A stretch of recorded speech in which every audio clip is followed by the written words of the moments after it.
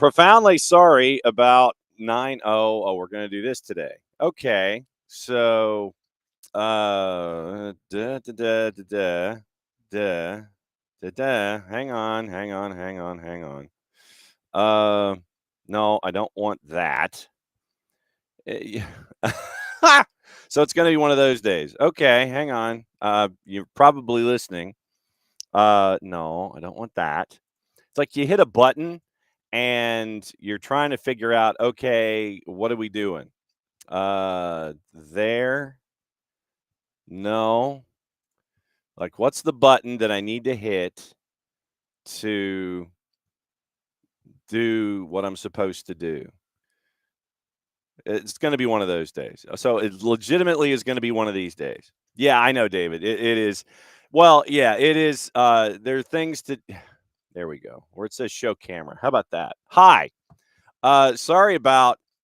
Uh, sorry about not knowing what button to push. It's like, and this will be fine. You know what? This will be opening kickoff, among other things. It's a wall pass Wednesday. Apologies sent by Tyler Pilgrim because apparently he got massively dehydrated yesterday, has a killer headache. So Tyler will be watching with the rest of us. So here's the rundown. We got a lot of stuff to talk about. We've got to get into transfers. We'll get the updates of Major League Soccer. We'll take the tour around the planet and let you know what's going on in and around, who might be going where, who is going where, and all the things. So we've got all that this morning because we've got to catch up on that. Here in the U.S., the window opens tomorrow. But you have all these announcements from all the clubs of players and things like that. And, you know, it reminds me of the Kevin Bacon element in an Animal House where at the end, you know, there's the riot during the Faber parade. And Kevin Bacon is on the sidewalk and he goes, "Stay calm, all is well." It's like Major League Soccer, stay calm, all is well. The window opens Thursday, and you have all these clubs that are sitting there and they're making all these deals. I mean, yesterday, during the show, we had the deal between St. Louis and Minnesota. It's actually two. And it was like, man, we're announcing these deals. So, Atlanta United had Nehemiah come out for practice yesterday, so he is getting integrated with the club. We'll go through Atlanta United's possibilities. We'll catch up on Alzate, see if there's anything going on there. Some clubs have yet to announce things, but like I said, we'll take the tour of Major League Soccer, take the tour around the planet, let you know where things are, who's got what, who might be getting what, all those things. Then we got to talk about the Euro from yesterday. And after the second semifinal today, Bart is going to come in and bat leadoff on Thursday to discuss the penalty that happened yesterday and if there's any kind of a shenanigan that is going on today. So Bart's going to bat leadoff tomorrow. Chris Henderson is set to have his meeting with the media leading into the transfer window, unveiling the curtain, pulling the tablecloth off of everything, making sure that everything stays on the table. That's going to be what Chris Henderson does tomorrow. We should have sound late in the 9:30 segment because I think it's a 9:30 meet. So Bart will bat leadoff. Then we'll kind of anticipate what's going on with Chris Henderson, try and get a little bit of Chris Henderson in the 9:30. Then in the power hour, it's Nino and Nico at 10 and 10:30. We'll talk about Gyökeres in depth, talk about Usman in depth from Sporting, all of the rumors in Portugal, talk about South America, Libertadores, Sudamericana, all the things. That's tomorrow. And also, we get our opposition research from a very, very convenient place. Convenient. Nico Moreno from our friends at Pulso Sports and Sounder at Heart gets to be opposition research with Seattle coming to town. And we'll find out if, in fact, someone from Sounder at Heart is going to be making the trek from one end of the planet to the other for the matchup on Saturday night. And if the Twitch Pitch Red Carpet Committee needs to be making sure that our friends from Sounder at Heart and Pulso Sports, and hopefully Nico, if he can make the trip, get the proper send-off and welcoming for showing up here in Atlanta. So that's Thursday. Friday, it is getting you ready for the weekend. And then remember, you've got some matches on Friday. And this is another interesting part of this week, because you've got matches on Friday and you've got matches on Saturday that leads you into Leagues Cup. And so they kind of split up the schedule a little bit. I think there's like 6 or 7 matches on Friday. You might drift into juice boxes today a little bit, but we'll get into the weekend on Friday and then in more in depth later on in the Friday show, because you've got Friday matches, Saturday matches, getting you ready for the weekend. We have put the bat signal out to our friends at Major League Soccer, and hopefully our friends from Beyond Goals Mentoring can join us if they're not globetrotting and fixing everything that is wrong with the planet. So that is the rest of the week. So today is a true wall pass Wednesday. We've got a lot of things to drift into and drift out of. I've got a couple of things in my head that I want to bounce off you this morning when it comes to things that I have just kind of experienced, and I want to bounce things off you to see if in fact I'm on the right path. I'm on the right path of evaluation or not. So tomorrow, I think we'll probably hear from Nate Mihai from his first opportunity. Matt Edwards getting everything ready for the weekend. So we'll have that sound in the queue as well. So that's the rundown for today, tomorrow, and Friday. Now, opening kickoff brought to us by our friends at Kickoff Coffee and kickoffcoffeeco.com. There's your QR code. For those of you who are hanging out with us, however you are accessing us this morning, large device or small, you hit that QR code. You start your day with our friends at Kickoff Coffee and kickoffcoffeeco.com.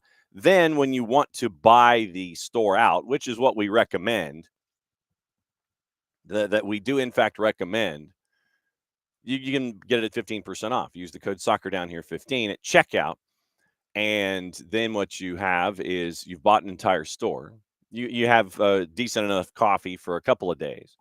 And then they, in turn, our friends at Kickoff Coffee and kickoffcoffeeco.com, they, in turn, will make sure that 10% of their proceeds goes to stuff that they have earmarked, programs that help advance the game, the stuff that they have earmarked is cool, brought to us by our friends at Kickoff Coffee and kickoffcoffeeco.com. Okay. Opening kickoff this morning is about public service.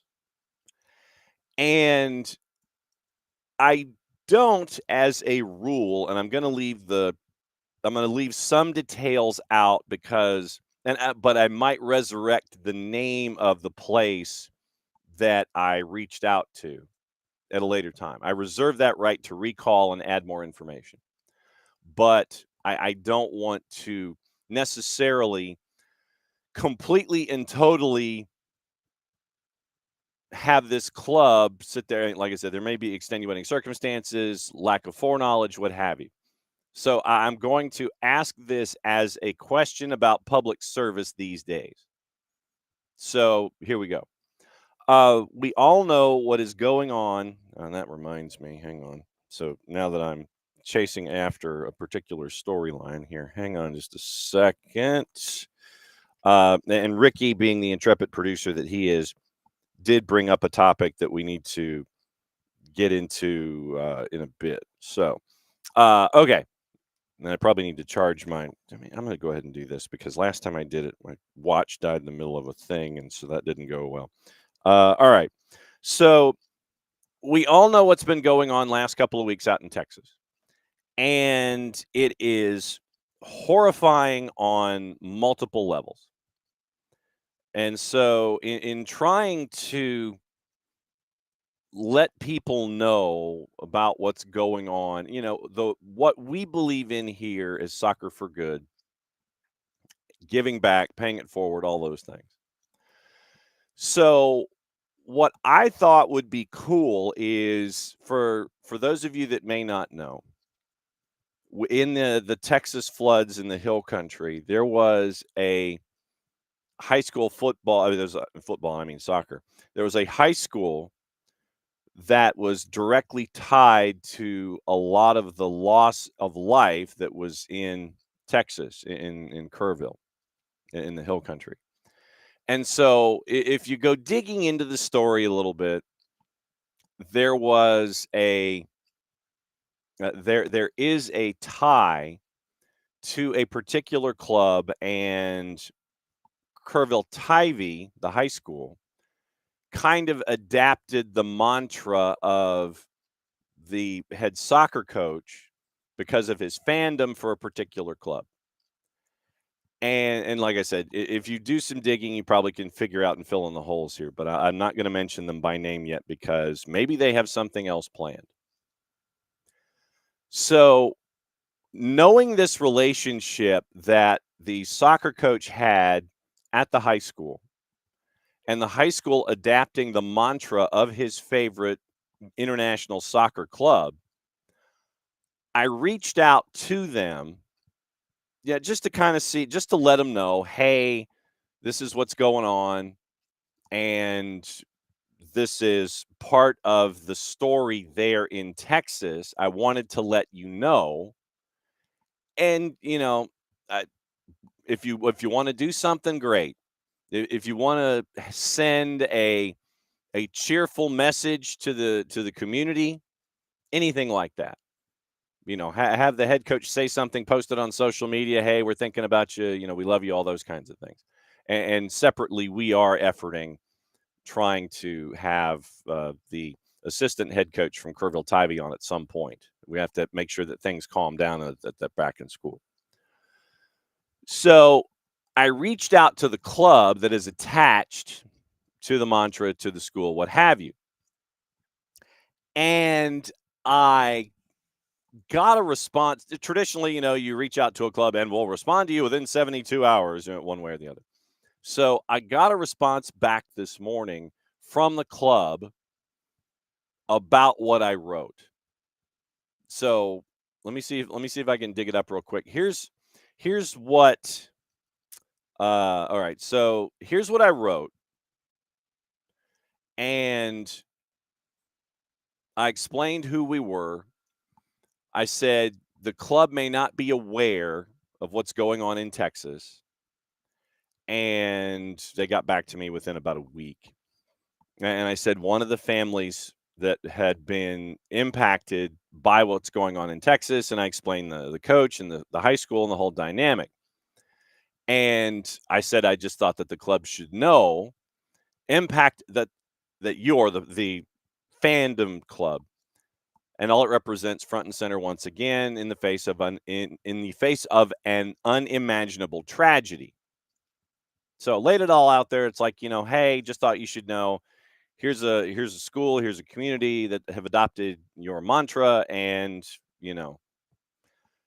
I don't know if it was something that I thought you would sit there and be like, well, okay, that'd be cool. We'll have our coach do something across social media, thinking about you, love you, that kind of a thing.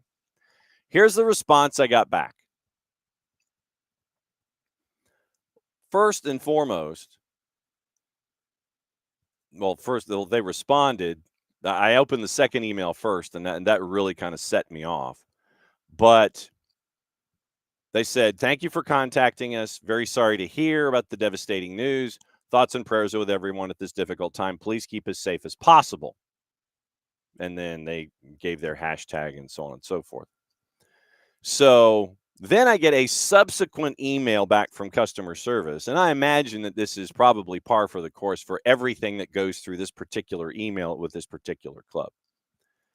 And they said, thank you for contacting Supporter Services recently, as we have now marked your case closed. And I'm sure that this is just a form letter and a form communication.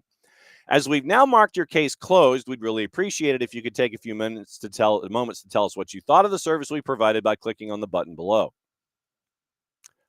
So what I was debating was doing this on the show in real time, just responding to this particular club and sharing my feedback, because you would imagine that, and I may walk through this as an elongated opening kickoff this morning. So I said what I wrote. I told you what I wrote. And I don't know. There must have been a part of me that was tied to humanity just a little bit. where if you kind of read what I wrote, you'd know that I wasn't necessarily directly there. This is an FYI. And so I got the equivalent of a thanks for the FYI back. Yeah, be safe, thoughts and prayers, high and hearty handshake kind of a thing. But then you get this subsequent email. Like I said, I figure this is something that happens with every single email that goes through customer service that is attached to this club. You get this response. But the idea of this particular club starting the response with, as we have now marked your case closed, I don't necessarily think that that's how these kinds of emails, especially if you were to read the room a little bit, maybe that there should be some humanity attached to the email in the response. Hopefully we have let's see if we can fix this here. Hopefully we have reached out to you in a manner of which is befitting of what you wrote us in the first place. Something to that effect. Something along the lines of, thank you for reaching out to us. Something incredibly personal outside of the initial email response. I'm talking about the secondary response. The first response really didn't seem like they knew what was going on in Texas. And it didn't seem like there was a whole lot of information, a whole lot of diving that went into the idea of researching the response for the topic. And like I said, this could be someone at a call center or a computer terminal of like 15 to 20 people, and they might get 75,000 of these emails a day. But the notion that you end up with the response that we get with that was basically thoughts and prayers and stay safe. I'm in Atlanta, said so. Stuff's going on in Texas. We're not next door to each other, and we don't overlap. But then I get this email in return.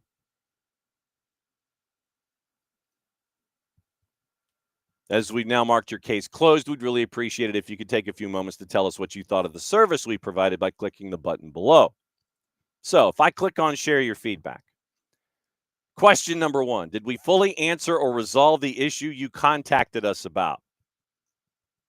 Yes or no? I'm really thinking no. So that's what I'm going to click.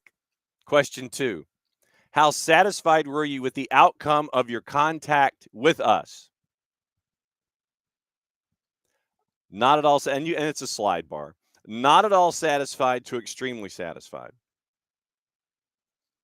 I'm really not satisfied, but I'm tempted to give the benefit of the doubt for a swamped customer service department.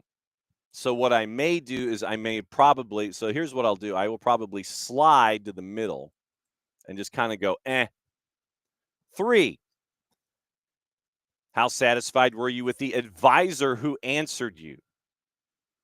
Please think about how well our advisor performed. For example, were they clear, polite, and did they answer all of your questions? Polite, yeah, I guess. Clear? Did they answer all of your questions? So let's go.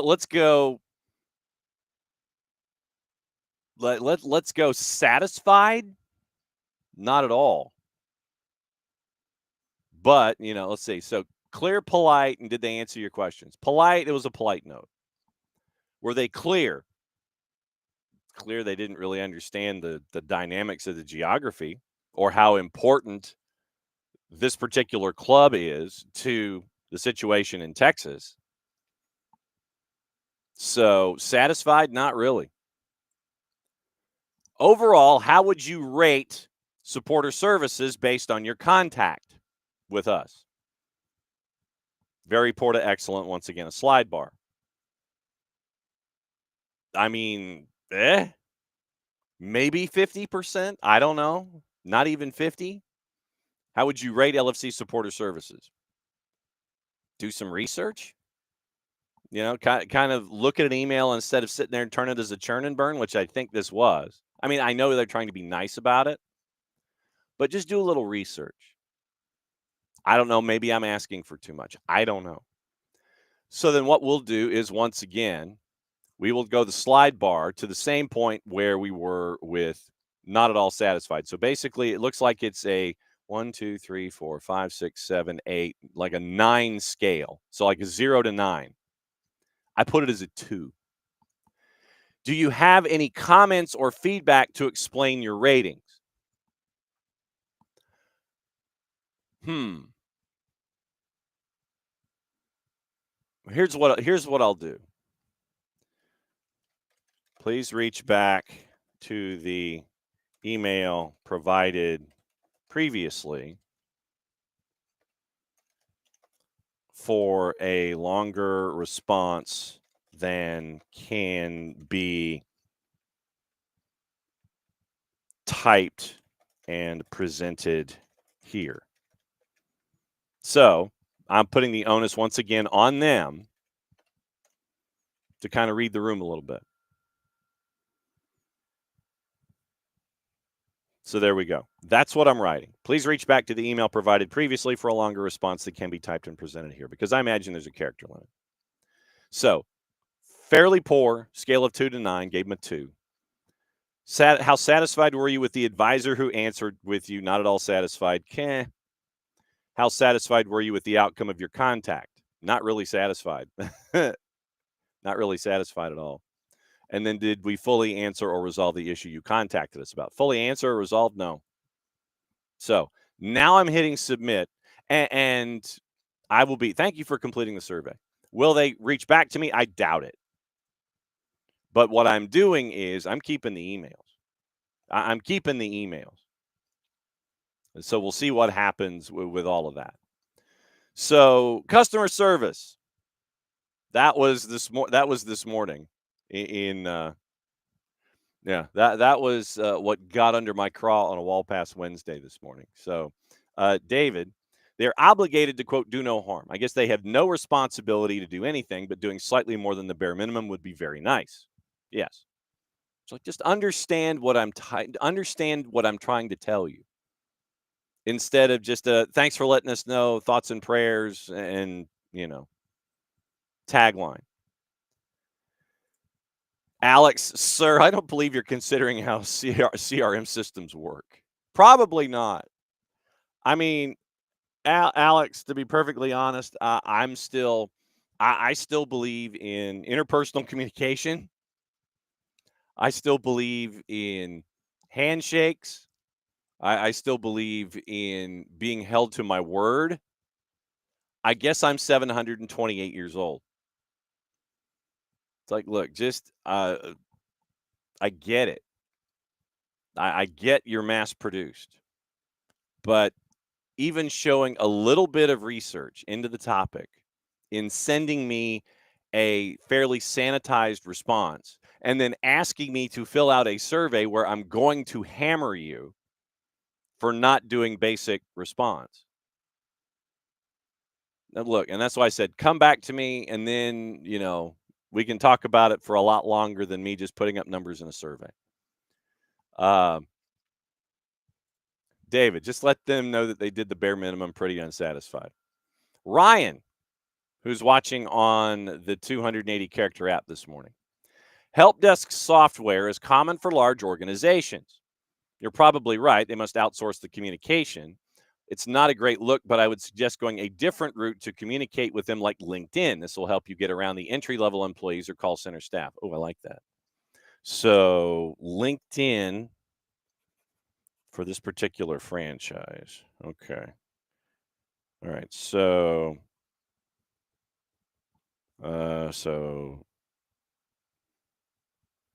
so LinkedIn for this franchise. Okay. So I like that idea. So that's what that's what I made. That's what I'm probably going to do.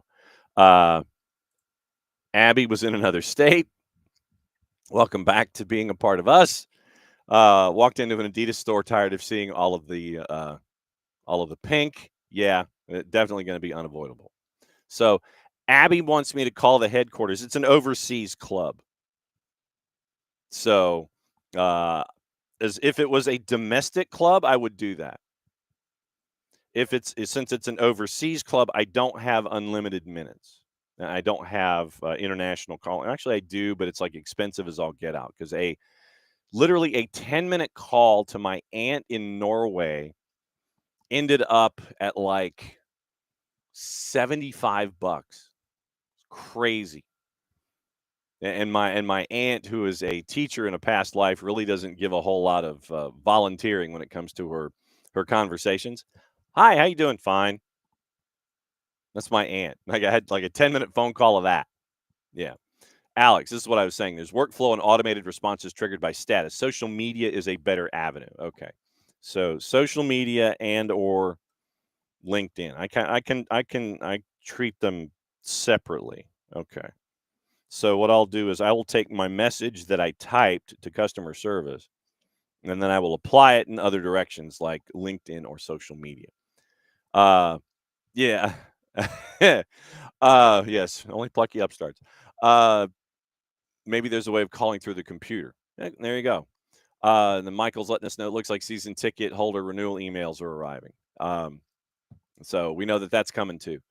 All right, so that was opening kickoff. My battle with customer service internationally. That's that's opening kickoff. Brought to us by our friends at Kickoff Coffee and kickoffcoffeeco.com. There's your QR code for those of you who are hanging out with us this morning. However you wish to hang out with us, you hit that QR code. Then what you do after that, you wander in to Kickoff Coffee and kickoffcoffeeco.com. You buy out the entire store. But you can do it at a 15% discount because you can use the code SoccerDownHere15 and get 15% off your purchase. They, in turn, take 10%, reinvest it, youth games, youth initiatives, stuff that they have earmarked as cool. Brought to us by our friends at Kickoff Coffee and kickoffcoffeeco.com. And Alex, just for the record, it was not your club. It was not your club. But like I said, I left the name of the club out. But if you do a little bit of research, that just literally you sit there and you look up the soccer team at the high school, you'll know what the high school mantra has been adapted and what they have adopted as their mantra and things like that. So you'll figure it out. But I wanted to leave the name out for the moment because if this continues with conversation, then we may work our way forward. But I imagine the low marks that I've given in the survey may necessitate a follow-up email from them. So why did you give us low marks? Well, I'll tell you. Well, we will endeavor, or we will effort to improve our customer service department and their foreknowledge of particular topics going forward. That's what I imagine the email is going to be. The email chain, the back and forth. They're going to wonder why I lit them up. I'll tell them, give them the helpful hint for the future, and then they'll give me the response of, okay, we will endeavor to do that in the future coming forward. All right, so we got topics this morning. How many of you watched, first and foremost, how many of you watched what was going on last night in Austin, Texas? Show of hands. I did not. I was focused on like 19 other things. After the show today, it is day 2 for American high school football media days here in this particular part of the country. And so I am going to my second media day, trying to get as many interviews as humanly possible. And they'll be on social media for our friends at Georgia Public Broadcasting. And you'll see those in the next week or so. So literally it's a bunch of different stories, bunch of different coaches, really cool stuff yesterday, some stories that came across that were really cool. And you'll see that on GPB's social media. But after the show today, I'm going to my second media day. And then there's another one a week from tomorrow that I'll be going to later in the afternoon, those kinds of things. So that has started. So if there are times when the show ends immediately at 11:05, you'll know why, because we're starting to get into high school football season here in the Southeast, and I've got to jet and go someplace. So with all of that going on yesterday, I was kind of busy working on a piece. It's going to appear at soccerdownhere.net about the Atlanta United Unified team. We had Marty Jellemy on yesterday. You can go back and listen to that interview on all of our different platforms. Marty talked about how busy a month it has been, and it's going to get even busier starting this weekend. And we're going to have a story dealing with how busy the month has been for the Atlanta United Unified team, as they are unbeaten in club history. And they're going to the Genuine Cup in Houston, where they get to tackle international competition for the first time. And their opening round matchup is against Ajax. So we'll get into all of that. The busy month starting in Toronto, going to All-Star appearances for Ike Ellsworth and Alex Eberle. And so we'll talk about that in the article, talk about Toronto in the article, and talk about Genuine Cup in the article. That's going to be at soccerdownhere.net next day or so. So that's where I was. How many of you watched the proceedings last night, Goalie Wars, all the things on Apple? And it's really weird. I didn't know this, but you can, if you have cable, there's a certain agreement that has been put forth, I guess, by Apple and Major League Soccer, where you can watch, but it's a different feed. It's like the same basic thing, but it's like the ad sourcing is different and things like that. So you can watch it on cable. I didn't watch it on cable yesterday. Like I said, I was doing some other stuff having to do with media days and Unified. So apparently we are still waiting for folks to show up for the All-Star game. Sergio Ramos apparently said that he was on social media. So I think we're still waiting for another couple of folks to show up in Austin. But our friends at front office yesterday afternoon in a news dump. So Eric Fisher, and what I mean by that is it was after 5 o'clock Eastern time, posted that MLS club owners are going to, in the words of Eric Fisher, grapple again with switching their schedule to the international standard of fall to spring. A historic move ultimately appears all but inevitable, but remains entrenched in complex logistics. The Board of Governors are meeting in Austin before the All-Star match where Liga MX takes on MLS. They're going to seek to advance the one in April where MLS agreed to expand their exploration of the shift. Surface level, and this is once again written by our friends at front office. Reasoning for a calendar shift. Obviously, you're in line with everybody else. You get your transfer windows in line with everybody else, all the things. So everybody's heading to Austin for one thing or another, and then you end up with the match tonight, and then Chris Henderson discussing things involving the opening of the transfer window tomorrow. But Board of Governors meeting in Austin, you would align with the Premier League, La Liga, Bundesliga, Serie A, Ligue 1. Fisher writes that the MLS would also be able to participate more fully in the player transfer window, could help boost the league's international standing commercially and competitively, one that has the league still trailing many of its European counterparts. Yes, it is a top 12 league internationally. That is true. Top 10 to top 12, depending on who you talk to. But this has been discussed. It could be 2030, could be somewhere down the line, but it is something that has been discussed for quite some time. The practical details, according to Fisher, around a shift, however, are many and complex. Media, labor, sponsorship, venues, particularly for shared stadia and situations with NFL clubs like our home base in Atlanta, Charlotte, and Seattle. Climate-related and geographic issues also come into play. MLS has 30 clubs spanning broadly from warmer locales to 3 teams in Canada. Could you imagine? Well, and we have seen in the past, because of other things, where Montreal already has a schedule where they spend their first handful of matches on the road anyway, just because they can't get into the Big O because the umbrella's broken on a $1 billion boondoggle. And Stade Saputo would not be, a warm enough place to play. So Montreal, first 6, 7, or 8 matches anyway, they would just be flipping that notion. And I imagine that you would end up doing the same thing in Toronto unless they move things indoors to Skydome. I don't know if they would do that unless, because of expansion of BMO Stadium, that you're working on issues that are construction-based, and it would be a bit of an issue. Vancouver, not an issue because of the dome and the curtain above their heads temperature would be the only issue, really, and not precipitation. The issue would be in Toronto. Do you move it indoors? And in Montreal, what you would do is just flip your calendar. So, somewhat. So Alex Fisher at front office basically presents the three teams in Canada. One of them is a non-issue. Two, you already have the solution for. You would just flip it. So Toronto would be the one club where you would really have to figure things out, because that surface at BMO, when it's nasty, it can get really chocolate puddingy and really muddy and very, very slow. And that would be, to me, the only issue. At Gillette, it is turf, and they've played in cold. In New York, and if Dylan joins us in 20 minutes, we'll discuss this with him in a greater picture. Seattle would be wet, but it's turf. Chicago, right now, wet grass. But then if they moved into the new facility, what's that going to look like? Then it would be what? New York, it'd be Harrison, New Jersey, grass, open air.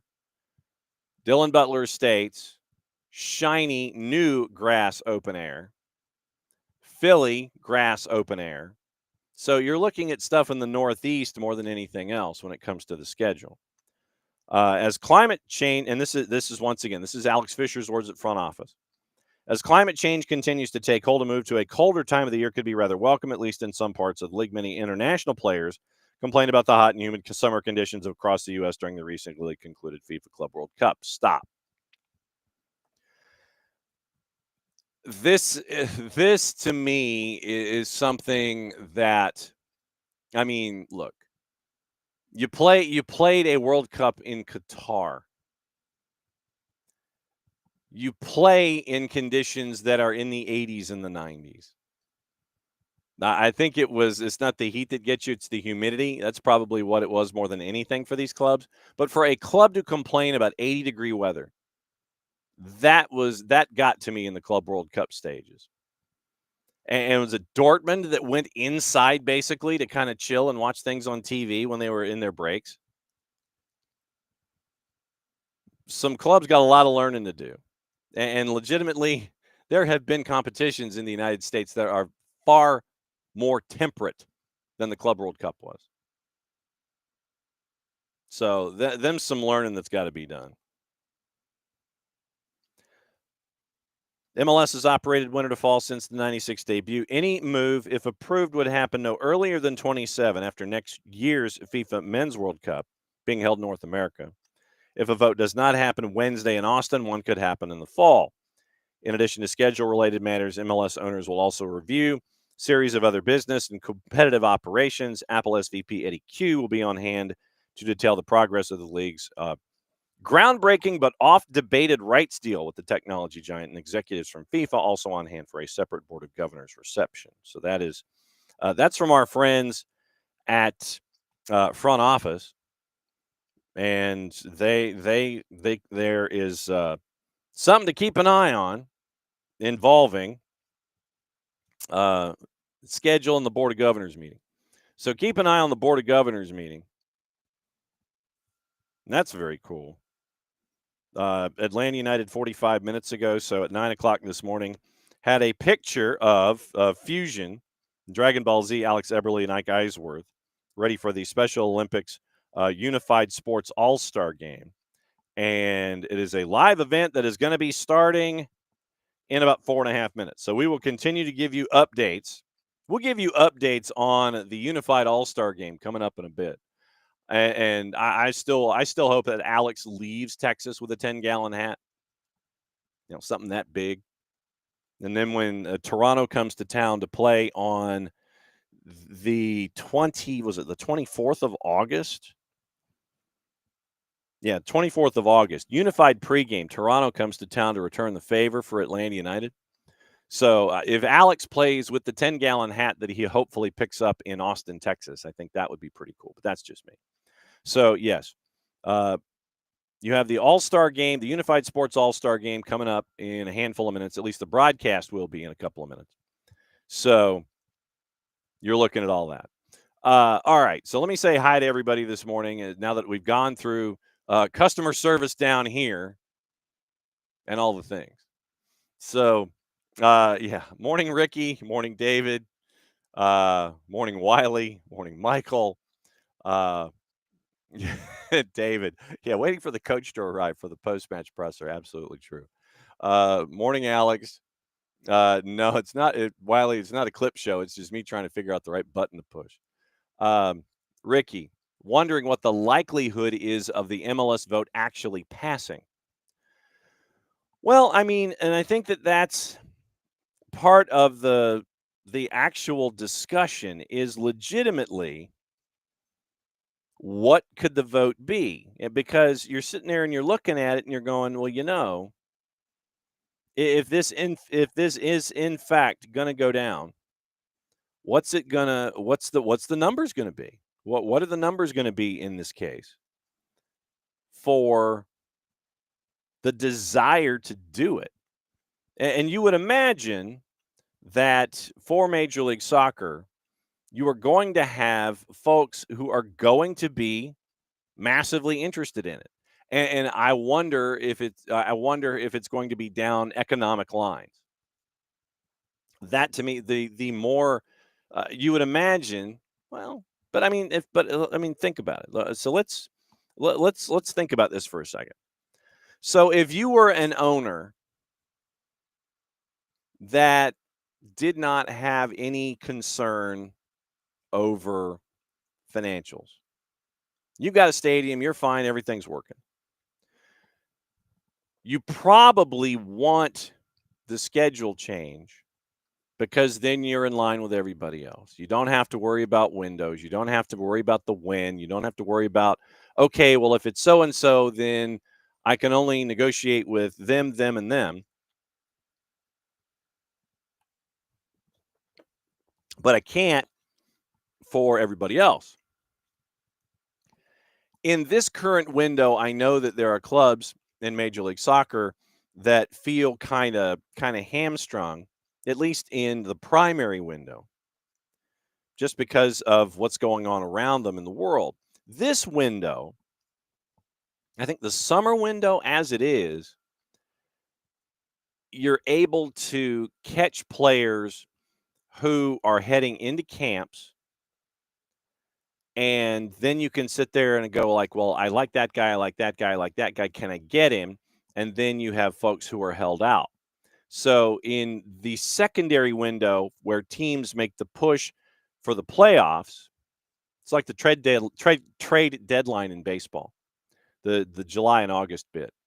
Trade deadline comes, there's that rush. You try to get your deals in, but if you don't, then you still have the window where somebody's got to clear waivers.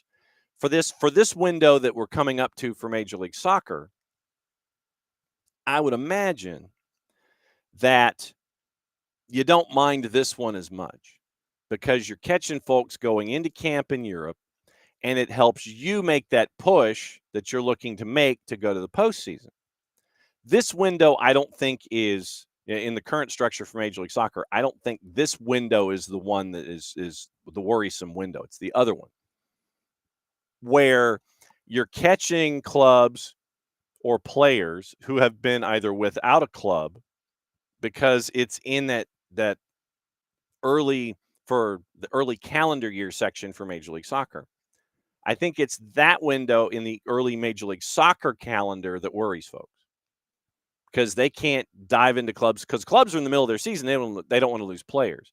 So you're having to look in other places or you're having to pay a premium for an individual. It's that first window in the calendar, meaning like January to December. That is the one where I would imagine Major League Soccer front offices sit there and go, man, yeah, we're really having to fight trying to bring in players. And what you end up doing is something that's maybe more domestic or hemispheric in that first window in January.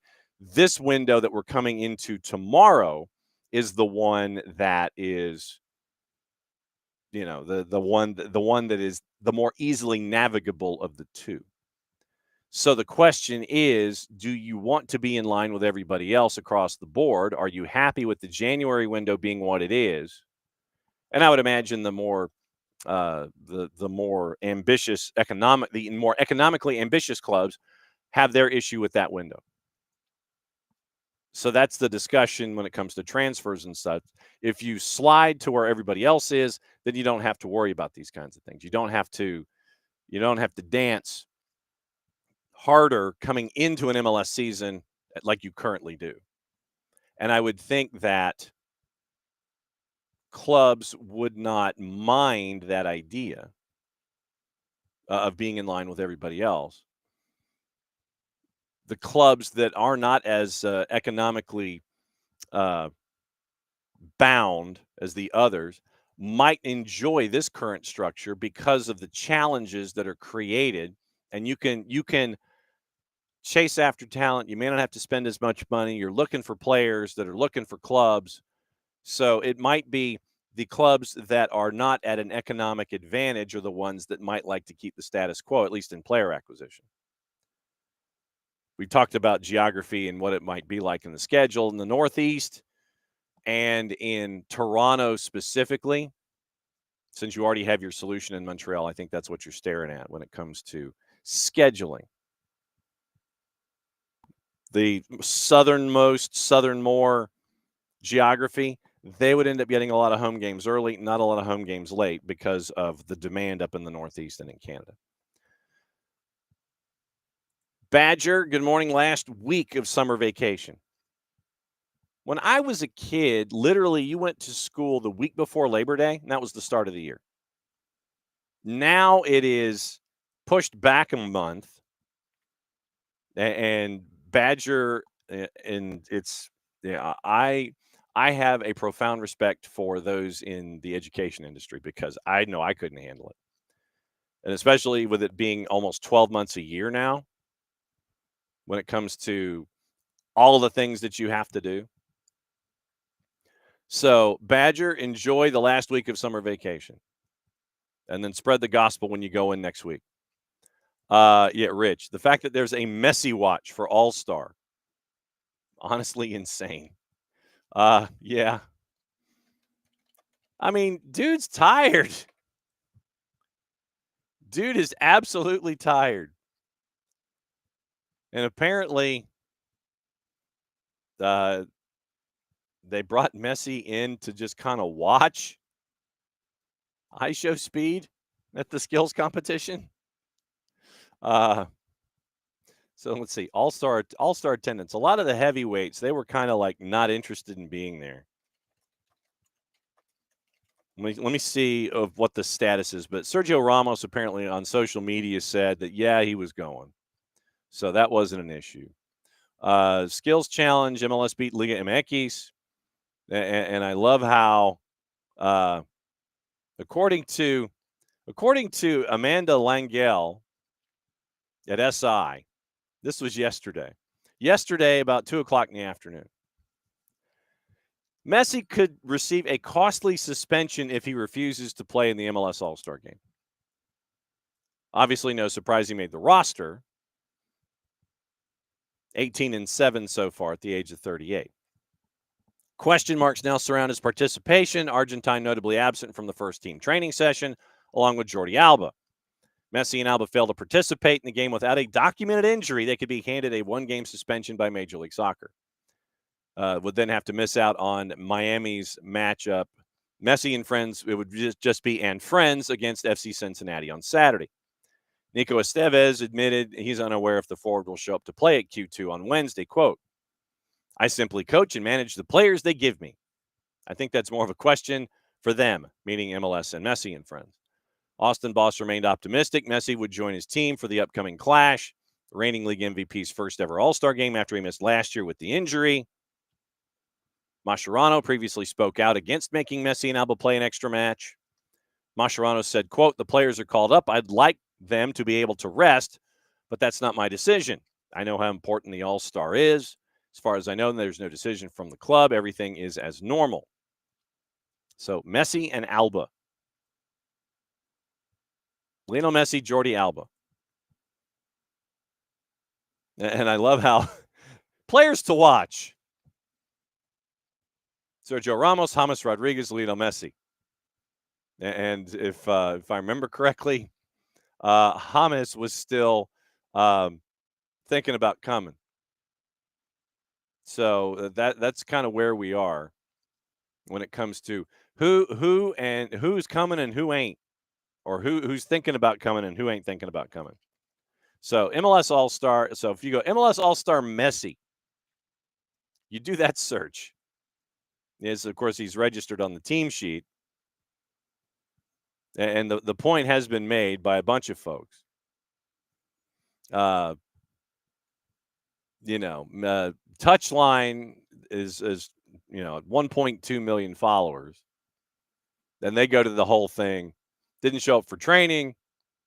See, but this is the thing. And other folks are mentioning what we've talked about. But first off, Messi has not said, and this is a double negative, Messi has not said he's not playing. It's just that, man, he didn't want to go to practice. Didn't show up for training. But the biggest thing is, it's if there is, I mean, legitimately, this would be in one of those situations like we've seen with the San Antonio Spurs. It would be one of those things where you're wondering whether or not, I mean, it's load management. I mean, I get it. If Major League Soccer had adopted what we talked about at SDH and just did that for the All-Star game, you'd probably get a cup of coffee for Messi. He goes in, scores a goal. Jordi Alba with an assist. You're on, and you move on. Rosters of 40 on each side, personalities, all the thing. Go back into our archive and go back and listen today to our fixes for the MLS All-Star game. We did it 2 years in a row, and we came up with different ideas each time, both along the same vein, but nevertheless, we came up with fixes where nobody gets hurt, everybody has fun, and it's a great event for the league. And it's not the league going up against Liga MX. It's not the league going up against Juve's D side. It is legit MLS playing MLS, enjoying the matches of itself, all of that. Sergio Ramos, like I said, looks like he's coming. Still haven't heard anything about James. And then Lionel Messi and Jordi Alba. So those are the big names. But yes, Messi watch. Hashtag Messi watch. So there you go. And Michael, obviously, will the league enforce the suspension rule? That's the thing. If you don't show up, you get suspended. And Wiley, to your point, it's one of those where, I mean, it's load management, wear and tear. Dude's 38. He's 38 years old. Dylan Butler dropping in this morning. And Dylan, we are on Messi watch. And the fact that there is a Messi watch is still kind of odd in and of itself, that we're attaching it to an All-Star game. Do we have reporters at the airport? Is that I'm fairly certain a live feed? Well, I don't know if SDH does, but I would fully anticipate that there are folks that are going to be at Bergstrom who, I mean, it would have to be Bergstrom, because I don't think that there is a private landing strip anywhere between Bergstrom and Austin proper, because of the times that I've been there. It's like that airport, which is out like 20 minutes outside of downtown, and there's no private landing strip, and then there's downtown. It's just like buildings and farms and things. So when you've flown your private jet there, it's only been to that airport. Yeah, it's only been to Bergstrom when I took my PJ and did it myself. Yes. No, it's I give Bergstrom a lot of credit, because it's a very, very nice airport for a mid-sized market. I mean, you can go out to the Delta Club, very, very nice. I enjoyed that. But the point made by Rich, our resident Philadelphia Union fan, the fact that we have a Messi watch going on for an All-Star game, it kind of tells us where we are with the league and where we are in looking at folks these days. Do you know if Messi and Alba and Hamas are going to be playing in this thing or not? I do. I do not know that. Oh, come on. I don't. I don't. But the elements of the idea where you're thinking, okay, if he doesn't, and you can take it to one of the two he's, because the third he in Hamas, I don't think necessarily applies to Major League Soccer rosters. And I don't think that Liga MX is going to sit there and go, Hamas, you didn't show up to MLS All-Star game to play the MLS All-Stars. You're serving a one-match suspension. I don't think that's necessarily going to happen. Would you think that if we have the Greg Popovich load management, but that's what this is. This is what it should be anyway. The Jordi Alba and Lionel Messi, with everything that they've gone through this year, if they don't go up, if they don't appear, or even if it does a late cup of coffee apply about being in the All-Star game? Yeah, in the 80th minute, Team MLS is down a goal. Oh, look who's coming in! It's Messi and Jordi Alba. Would that count as an appearance? I would think that it would. If they stepped in the field, it would be an appearance. Yeah. So I'm thinking that might be or if they're on the sideline. Yeah. Right? Like they're dressed. Hey, we're dressed out. We're here. Made it. It's all good. We made it. See, look, dressed out. Whatever the uniform is. Do you think that they would ever go as far as that one-match suspension for Jordi Alba and Messi, and just have it be and friends taking on Cincinnati this weekend? Considering Leagues Cup's coming up next week? Right, yeah, I mean I know. I don't there is a narrative, right, going around, like, Messi and friends can play by one set of rules. Right. Correct. So we don't need to feed that narrative. So the easiest way to do that is that they are there, even if they're just on the sideline, even if they play, like you said, 5 minutes. They made it. They're here. They're on. So that's what you hope for, because then you don't want to be the person to be having to make that decision. Ooh. Like that disciplinary committee or whatever it is. Oh boy. That's not a decision you want to be making. Oh boy. Especially with that match, like you said, it's Cincinnati. It's it's got supporter shields connotations. It's top of the East. It's a rematch. So many eyeballs will be on that match. You want the best players to be playing in that match. And including Evander. Yeah. Yes. And that's the thing. It's who and how long and what constitutes an actual visit. You made it, and I'm going to stare at I show speed, do some skills and things, but I am intrigued. Did you see the article that came out? We talked about it a little bit in hour number 1. The article that came out at front office about the Board of Governors meeting that is supposedly happening today. I did not. They are discussing, apparently for the 38,000th time, the idea of flipping the schedule and going with the international calendar and not their calendar as it currently sits. What do you think has been discussed more among I guess fans more so than the owners, but the flipping of the schedule or pro rel? It's got to be pro rel, right? Probably. Well, I would say in Division 2 circles and below, I would say pro rel. Division 3 circles, I would say the flipping of the calendar. I think that because in Division 1, sanctioning Division 1, Major League Soccer's got other things to think about. If you wanted to go, and this is something that we've discussed, if you wanted to be Major League Soccer and you wanted to do pro rel, you would have to expand to 40.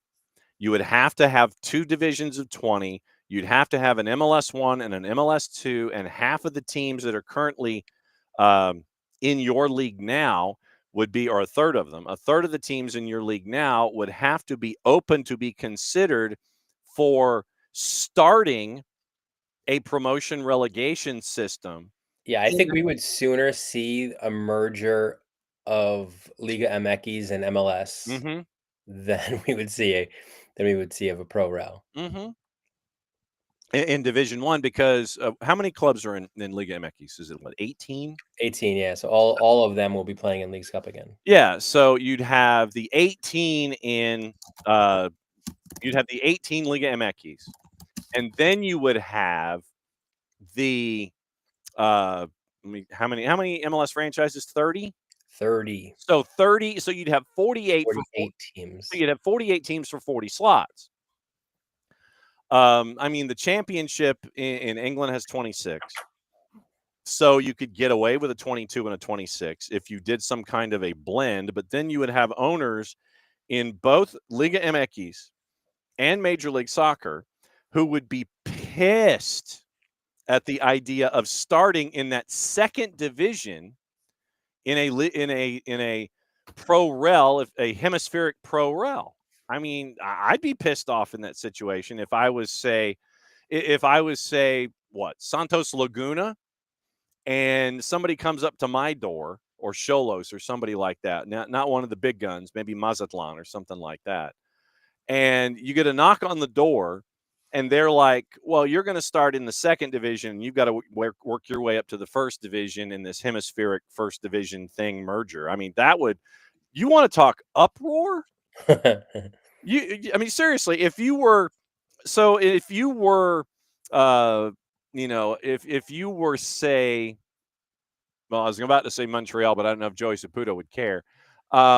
If you were, say, Sporting Kansas City, or something like that, if you were RSL, something in that vein, and they walked up to you, literally, if the commissioner and the board of governors have a meeting, hermetically sealed room, the glass walls, long glass tables, or like they have, you're in the conference room and no one gets in, no one gets out. You have the long wooden tables, like the straight U-shaped thing that looks like this, and you're all kind of in a room, and that's a knockdown, drag out fight.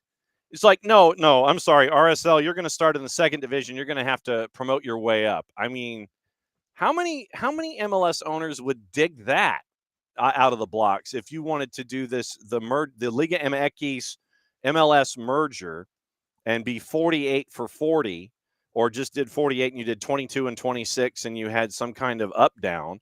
I would be livid if I was in the sandbox and they said, no, you've got to go over to the kiddie table and you got to work your way back to the. Well, I mean, if you're any of these owners, you're like, yeah, you know that check that I wrote? Like, Yeah. this wasn't part of the equation here, right? Like, this isn't what we discussed when we decided to enter Major League Soccer. Yeah, and I mean, to Alex's thought, your fellow Newcastleian, you're Charlotte.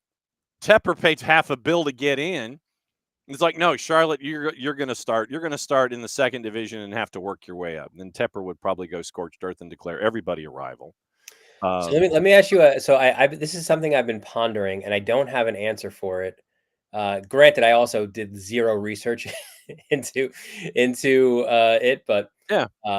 So give me a second here with Newcastle. So Sure. obviously Isak is a big story, right? In the preseason, where is he going? What's happening? Yeah. How much of a transfer fee would Newcastle garner? Mm-hmm. So there's talks of Al Hilal being interested. Yeah. It is the same ownership group as Newcastle. Uh-huh. So couldn't conceivably, essentially, a blank check be written? Sure. Say 200 million, Mm-hmm.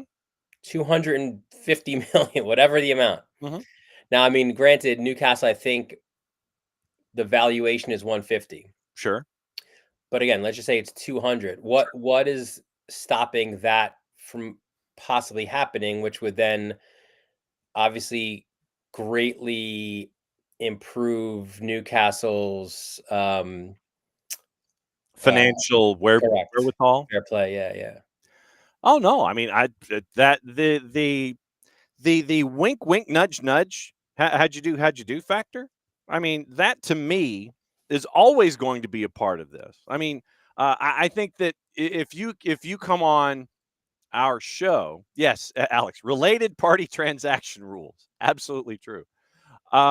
If you know the history of our show and you mention the words John and Texter in the same sentence, you're going to get people lit up about John Texter and the wimpy approach to to player acquisition. And the whole Thiago Almada thing, and Lyon, and Crystal Palace, and now it's at Cass, and all of the shenanigans that he allegedly tried to make sure that Lyon paid their bills to the satisfaction of the French version of the FA, and the French version of the FA was like, "Nah, fam, that's not how this works." Where Texter back in November was like, "Well, how about if I take Botafogo funds and slide them over and help out, to make Lyon satisfy the rules of profit and sustainability?" And the DNCG was like, "Nah, that's not going to work."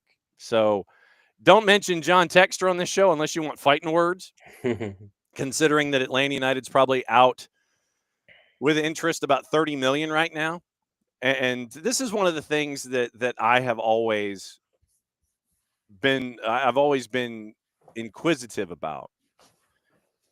The patience level, or the actual, like, so you make a transaction with somebody, let's say, and you don't have to worry about what you're discussing, where if the PIF wants to cut a 200 million euro check or whatever, they cut the check, they just slide the funds. It's like, yes, the PIF who has clubs in Saudi Arabia wants to bring in Alexander Isak.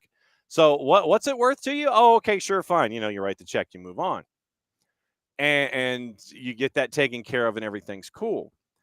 But in situations on the flip side of that, going to the other end, where you sit there and you say, "Yeah, I'm good for it," and then you don't pay, Yeah, and I mean, this wouldn't be the situation. I mean, right, they print money, right, the PIF prints money. Yeah, that's not an issue when it comes to Isak and everything. and Yeah.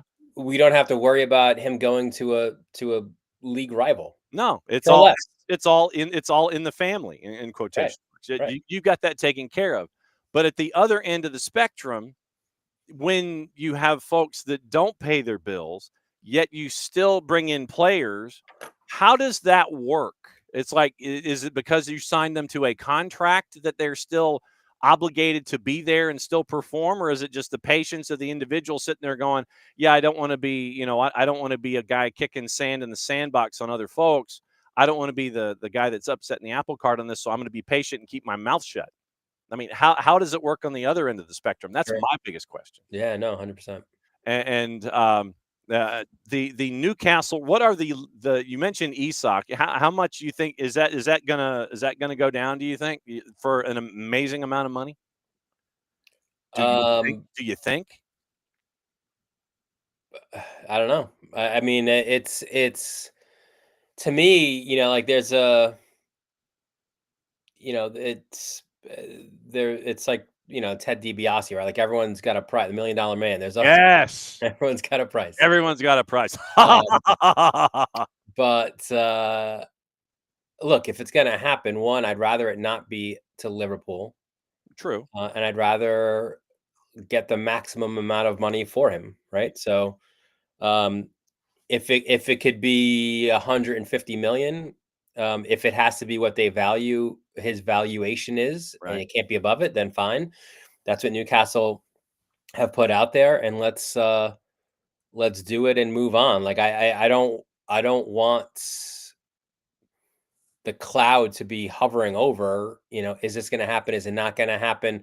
Okay, so it hasn't happened yet. So maybe will it happen in the winter? Like he's not going to be effective with all these things swirling around his head. Mhm. Um, at least not as effective as he's been. So if it happens, let it happen. And Newcastle have to shoot for other players and for the replacement or replacements. Yes. I mean, the one thing that they do need is they need depth. Yeah.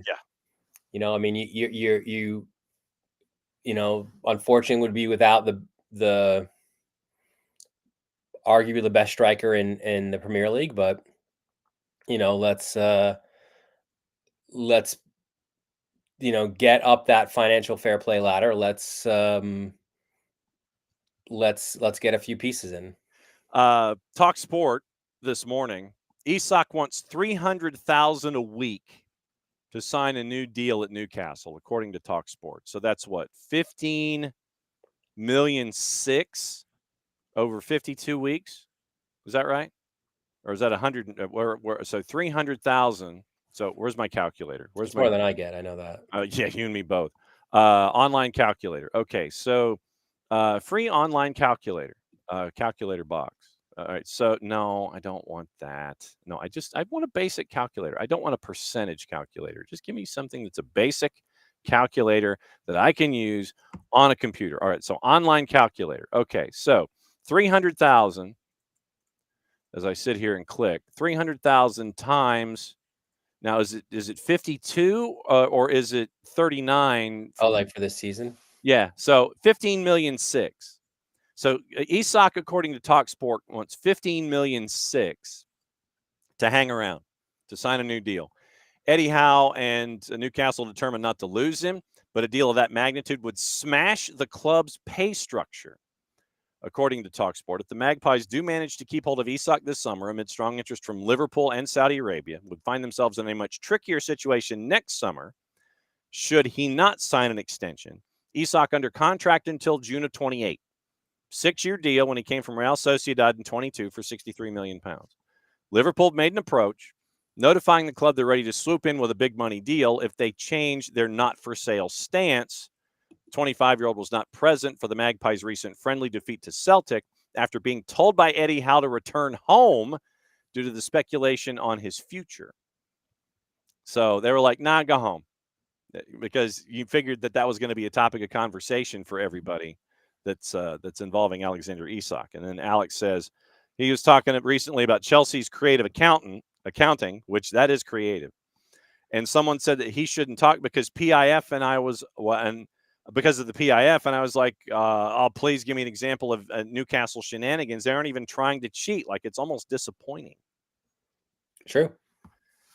That's what I'm saying. Like the ownership, and again, this all goes back to Ashley, right? Like if he would have sold earlier, and maybe we would have got in under the carpet before the whole financial fair play thing. Maybe we would have been able to make moves like Manchester City and others. So Alex says they're not going to sell Isak to raise funds, sell him for a premium. At least that's what Alex thinks. All right, so hang on just a second. So our intrepid, one of our intrepid producers, Rich, CF Montreal, is the EFRA official, I'm guessing, because the window is now officially open. Oh, okay. Dear fans, we have not met. This is from CF Montreal, from Gabriel, Luca, and Simone. Gabriel Gervais, Luca, and Simone Saputo. Dear fans, we have not met the standards we set for ourselves, nor those you have the right to expect. That is why we felt the need to communicate with you directly today. We share your dissatisfaction with the club's results, and it is our responsibility to build a winning team that we can all be proud of, to end a sentence in a preposition. That is why we have decided to undertake a rebuild and launch a new chapter at CF Montreal. Which chapter is this now? 30? Yeah. A chapter based on ambition and pride, a new era with victory at the heart of our sporting ambitions while honoring our rich history and the connection with you, our 12th player. We know that trust is regained through actions. As such, during the upcoming transfer windows, you will see concrete steps, a committed team, and strong initiatives aimed at rebuilding together a club that deserves your loyalty. Tous ensemble, droit devant. Gabriel Gervais, Lucas Saputo, and Simone Saputo. Sure. I mean, I feel like there's some sort of a rebrand, new look. Oh no, year. no. No, but I'm just saying there's some sort of a major change that they talk about every year. Yes. So what's left to change? Just get the soccer right. I mean, yeah, and here obviously the George Campbell outbound and Efren Morales inbound for a maximum of 800,000 over two separate ideas, 450 in, 350 in performance metrics, and a sell on for Efren Morales. How intrigued are you about this transfer window now? Especially what we've just seen from CF Montreal. Yeah. Yeah, I mean, there's interest, right? For sure. Because again, there's so much Crazy parity in this league. And like I said, I think it was like last week, the tiers of you've got multiple teams challenging for the Supporter Shield. Yeah. Even more teams challenging for a top 4 spot in each conference. And then a bunch of teams, fighting to stay afloat above the playoff line. So I think it would lead to a very active summer transfer window. Yeah, we've seen, like I said, we've been talking about deals that other clubs have made. St. Louis City and Minnesota made 2 separate deals, and yeah, Alex, here, let me help you, Montreal. First, build a time machine. Back to the Future. Next, keep Nancy and give him whatever he asks for. I think number 2 is, as Alex says, third profit, but I think number 2 is important. For Joey Saputo not to piss off Wilfred Nancy. That, to me, if you went back into a time machine, that's the first thing you do if you're Montreal. Don't piss off Wilfred Nancy. Then maybe let the man cook. Don't yell at him, and don't yell at your fan. Don't yell at your fans from your box. Don't yell at your players when you go storming into the room, and make sure that Wilfred Nancy's given room to cook. Does that sound almost too simple? Just get out of the kitchen. I mean, yeah, but you're not a chef. But I mean, yeah, that is so against Joey's DNA, though, and you see where it's got. You see that there has been no improvement whatsoever. I mean, that didn't even help with Steinbrenner and the Yankees. No, they became a dynasty when he was suspended from baseball. I mean, and then they because he was what was the Steinbrenner? Not to get off on a it's a Wednesday tangent here, but what was his whole thing, right? Like, let's go out and buy whatever players we can get, right? Like, Winfield, let's go buy Dave Winfield. Let's go buy Ricky Henderson. Like, all these guys who weren't brought up through the system, and then depleting the system, basically. Yeah. He was suspended. Stick Michaels comes in, is like, well, hang on a second. We've got Posada, Jeter, Rivera. All these guys are, Pettit. All these guys are in our system. Jeter. And then you go and get a couple other, key pieces, O'Neill and such. And not to say that they went all homegrown. Obviously, they didn't. They spent a lot of money as well. But the core 4, if you will, right, all came up through, the Yankee system, and they were allowed to because Steinbrenner wasn't there to meddle. Yeah, strange how that works. I mean, you don't stick. I haven't heard Gene Michaels' nickname in decades. Yeah, I haven't heard that nickname in decades. Although I do have a 1975 Gene Michaels baseball card somewhere in my stacks. Nice. Oh yeah, I mean that's 75, 6, and 7. That was, and a little bit of 74. 75, 6, and 7 was my wheelhouse, where I basically would go every Saturday morning to. I had this like rotation of drugstores, and I said drugstores, and it was, you go and you get like $5 worth of cards. I'd be in the living room watching Saturday baseball with with Joe and Tony and Joe Garagiola, Tony Kubek, and that's on the YouTube. Well, first you would watch This Week in Baseball. Absolutely true. and I think folks have started posting those on YouTube now. By the way, you get your Twib notes for the week. Yep. And Mel Allen, and that's exactly what you do. And then you get the Major League Baseball Game of the Week on NBC. You watch that. I'm sitting there in front of the TV. I'm opening up all my card packs. That's what I'm doing for the entire afternoon, away from everybody else. Now, like one pack of cards is like $3.79, and you get like 6 of them. And you're not going to get gum anymore, right? Probably. No, no, absolutely not. And David reminding us that it was George Costanza who turned the Yankees around. Oh, yeah, true. That's true. And I'm getting his bobblehead, by the way. I'm going to be at the stadium that night. Oh, see? The sleeping under the desk. It is the sleeping. It's a sleeping under the desk bobblehead. Yeah. Oh, and then which, by the way, people have gone crazy about it. I don't do that. Apparently, it is pre-selling for more than the price of the ticket to get into the game. Really? Yeah. Is it like on the eBays? Probably. Hang on. All right. So no, get $10 off when you purchase in our app. I don't want to do that. So if I go George Costanza bobblehead on eBay. Maybe put a little Yankees in there too. Little New York Yankees. Pre-sale, $250 pre-sale. $500 pre-sale. Unopened from July 5th of 24 for $125. Sleeping under the desk bobblehead pre-sale, $200. Sleeping under the bobblehead desk pre-sale, $225. Pre-sale 9601. Pre-sale $250. Last year's limited edition, $199. The marine biologist WPIX bobblehead from the Brooklyn Cyclones, $140.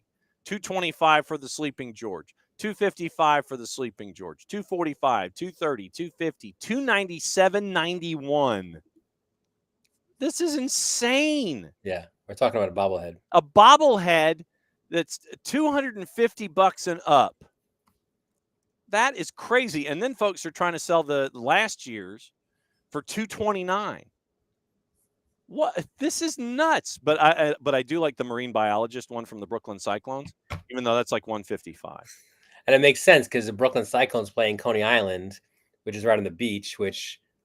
Right? Yes, absolutely. Yeah, right there at the where the like the old parachute drop was, right there at the on the outside the right field wall. Because the boss and I went to go to New York, and we went to go see a Cyclones game. Got credentials and everything.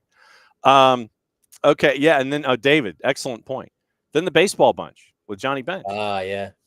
The baseball bunch with Johnny Bench. Absolutely true. Is that before or after? Well, I think it depended on the market. David probably was in a market where it was there to fill up space, but in some markets it was baseball bunch in the morning, then it was This Week in Baseball. So it'd be like 11:30 would be the baseball bunch, noon would be This Week in Baseball, and then you'd be doing your preview stuff and your pregame stuff, getting ready for the baseball game of the week with Joe and Tony on NBC.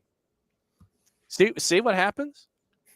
see what happens? This is why we have you in on a Wednesday, because then you can sit there and talk about everything from Newcastle to the baseball bunch and This Week in Baseball.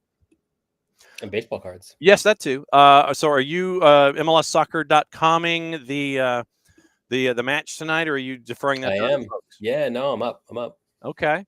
What are you anticipating? First and foremost, are you anticipating Leo Messi, Jordi Alba, and James being either in attendance or being load managed?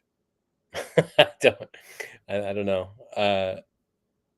I would hope they'd be in attendance. Yeah, they'll be hanging out, kicking up with their cleats on the bench at Q2, drinking some mate on the side. Yeah, see now that'd be kind of cool if they were drinking mate. That'd be epic. So who is it this morning? Sorry, what's your mug? Oh, Be a Goldfish. Okay, in honor of season 4. Yeah, now in filming in Kansas City. Yep, and he was wearing a Kansas City Current jacket the other day, going from one building to the next. So this weekend, as you get into Leagues Cup, before you get out of here, let me see if there's any matchups that are discussable after the All-Stars. So Friday. No, there's a few. Yeah, Friday. Sorry not to jump No, you there, you but got it. I think you kind of Columbus, Orlando, I think has intrigue there. Orlando's playing a little bit better right now. Houston, LA is like that, like the old AWA wrestling days, like the contract, like loser leaves town. Wow. That's like a loser. You're out of the playoffs kind of deal. Wow. Brad Rangens, Vern Gagne, Greg Gagne. San Diego, Nashville, I think is a really, really good match. LAFC, Portland has intrigue, although Portland struggles away from home. They do. And then to Saturday, of course, again, all eyes on Miami, Cincinnati. And yeah, that's probably it. I don't know. There's not. So you're saying Friday's the day to watch, is what you're saying? Yeah, and early Saturday. The earliest match on Saturday. Yeah. As always, my friend, great to see you. Great to catch up on things, and that's why we have you in here on Wednesday to talk about everything from Bob Backlund, Brad Rangens, and the old AWA, based up in the Met Center in Bloomington, Minnesota, and all the home shows that they have up there, to Newcastle and the PIF and MLS soccer, all the things in between. Be a goldfish, my friend. Get us through the All-Star game, and we'll catch up with you next week. I love it when you show up. Cheers. All right, there goes Dylan Butler, everybody. Dylan is going to be maybe a nap to get ready for the MLS All-Star game. Who knows? But yeah, he's got he and Alex. They're looking at Newcastle. They're trying to figure out, is Isak staying? Is he going? If you stay, there will be trouble. If you go, it will be double. Don't know if it's that far, but yeah. So we went pretty much anywhere and everywhere with Dylan.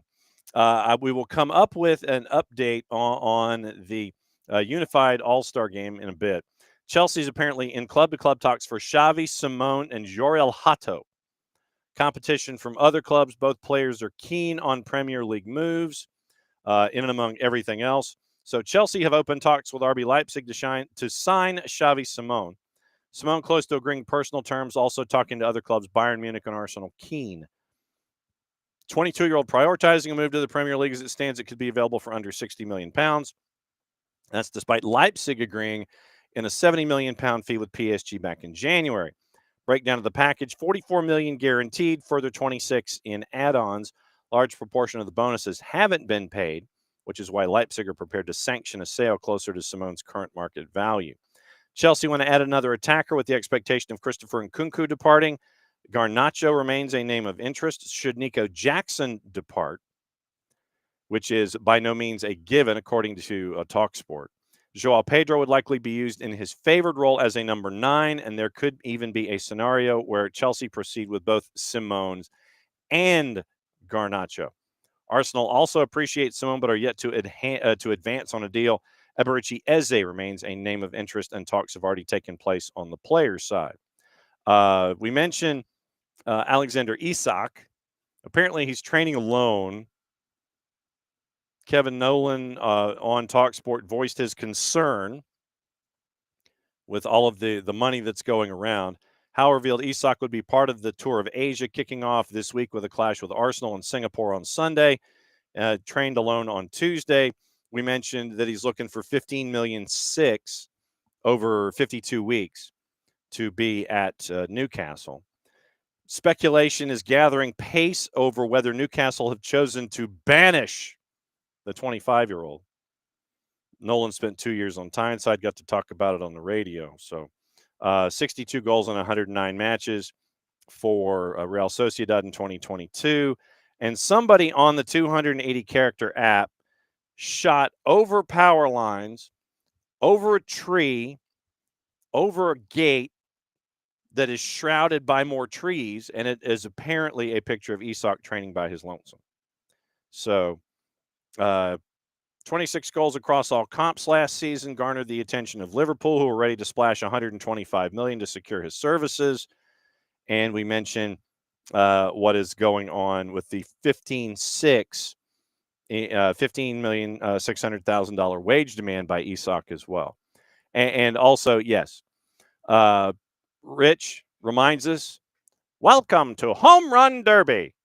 Now that, if you could find, I think it was on the 4-letter when they ran the old reruns, and that was at Wrigley Field in downtown Los Angeles. That was where they taped it, where the LA Angels played before they eventually would move down the 5 and go in Anaheim. But when they started out as the Los Angeles Angels, they played at Wrigley Field in downtown LA. And so literally, if you hit home runs, and man, they must have shot that like early on a Sunday morning or something, or like, because there was no traffic in the subdivision, none. And literally, you have all these home run champs come into Wrigley Field in downtown LA, and have this thing going on where they're shooting it, and it's quiet. It was the craziest thing. I mean, literally, it was in a subdivision, and they're hosting this tournament, a made-for-TV event, and no one is there. I mean, no one's in the park, obviously, because you're shooting the TV series. But if you go back and look at the reruns, no one's outside. It's like they shot it. It's like, okay, everybody's at work. Now we can go shoot Home Run Derby. LA Angels, during their inaugural season in 61, began in 25, used as the backdrop for Hollywood Films, 60 Series Home Run Derby, and it was in South Central. It was in South Central LA, built to resemble Spanish-style architecture.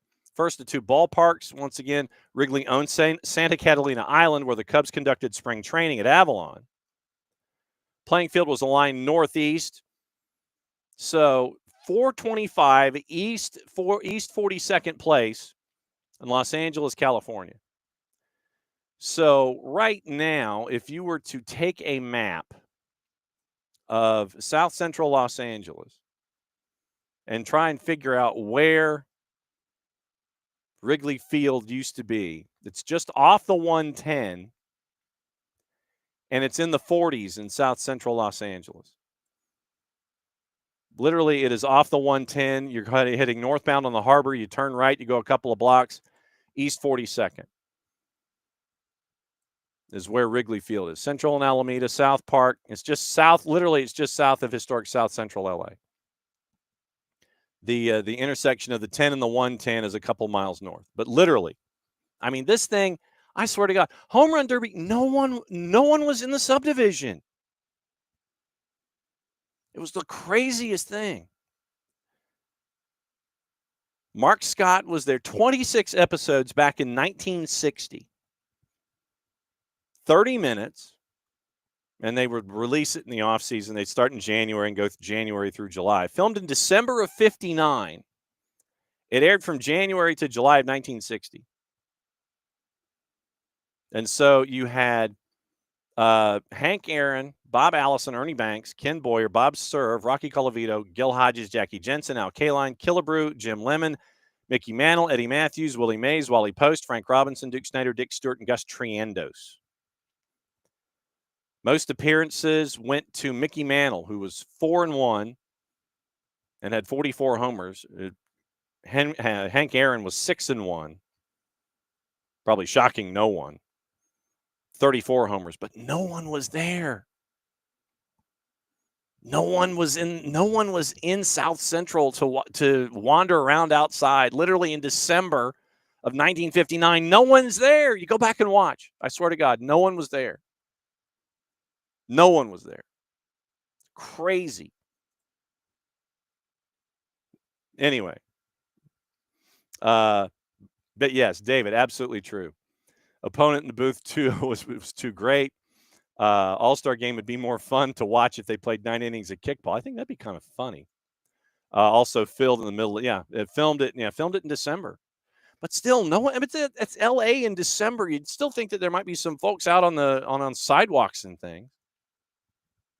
But apparently, it's like, yeah, what's going on? Oh, yeah, they're just shooting a TV show. Okay, transfer news.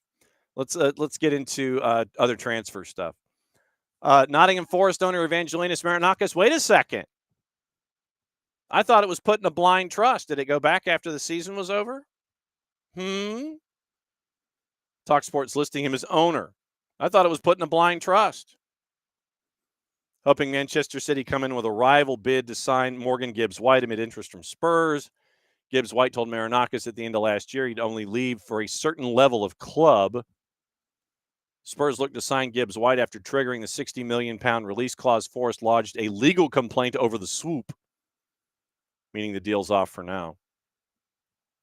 Apparently, the word was that the Spurs might have gotten information leaked to them early, and so that's why Marinakis is not happy with him.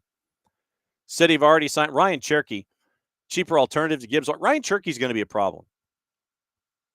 If you're playing Premier League fantasy, go after Ryan Cherky. Tijani Reinders, Severa Naipan. Chelsea has a Nico Jackson price tag, and they believe he's worth more than the deal Liverpool have agreed to for Hugo Ekitike. Reds have agreed on a package of up to $79 million for Eintracht Frankfurt, 69 plus 10. TalkSport understands Chelsea have an asking price of 70 plus 10 for Jackson, who's a target of Manchester United and Aston Villa. So 69 plus 10. We think he's worth more than that. How about 70? That's not a lot of confidence that he's worth more. We think he's worth 70 plus 10. It's like playing the Price is Right game, and you're like the last person to come up with a bid. $1. Jackson, 24 goals in 2 seasons. Chelsea's future is in doubt because of Liam Delap and Joao Pedro. Ekitike, 19 Bundesliga goals in the same time period, a year younger. West Ham have been offered a chance to sign Callum Wilson, still waiting for the call from a new club after leaving Newcastle at the end of his deal. Leeds were believed to be a top contender, could have another route available to stay with West Ham. TalkSport understands the Hammers have responded with an offer of a minimum salary with bonuses for goals and appearances. 5 years at Newcastle, who paid $20 million to sign him from Bournemouth in 2020. Now let's check the Twitters, the 280 character app. We'll get a score from the unified match coming up in a bit. So let's start with our buddy Ben Jacobs and find out what Ben has figured out this morning. We mentioned Simone's and Jorel Hato. Bayern Munich set to make an improved offer for Luis Diaz, prepared to pay up to €80 million. Liverpool rejected 67.5. Bayern remain intent on testing Liverpool's not-for-sale stance.